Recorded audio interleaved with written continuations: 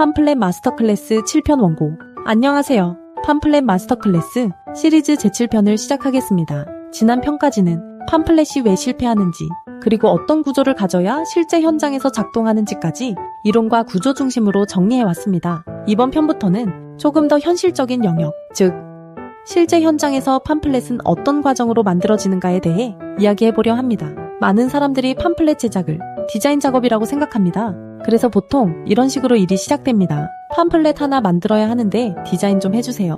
자료는 대충 모아놨으니 예쁘게 정리해주세요. 경쟁사 자료 참고해서 비슷하게 만들어주세요. 하지만 이렇게 시작된 팜플렛 제작은 결과가 좋았던 경우보다 아쉬움이 남는 경우가 훨씬 많습니다. 이유는 단순합니다.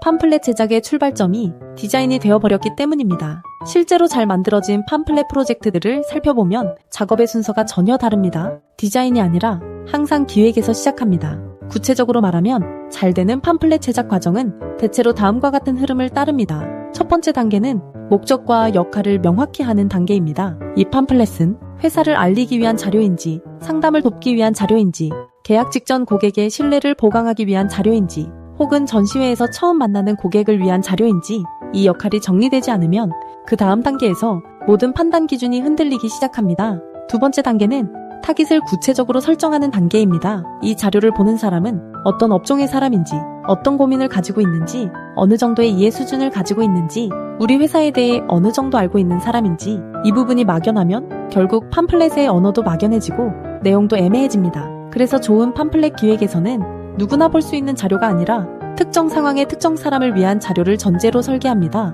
세 번째 단계는 전달할 메시지를 정리하는 단계입니다. 여기서 중요한 질문은 우리가 하고 싶은 말이 무엇인가가 아니라 고객이 반드시 이해하고 기억해야 할 핵심이 무엇인가입니다. 좋은 팜플렛은 정보가 많은 자료가 아니라 핵심 메시지가 명확한 자료입니다. 그래서 이 단계에서는 수많은 이야기 중에서 반드시 남겨야 할 메시 몇 가지만을 추려내는 작업이 이루어집니다. 네 번째 단계는 구조를 설계하는 단계입니다.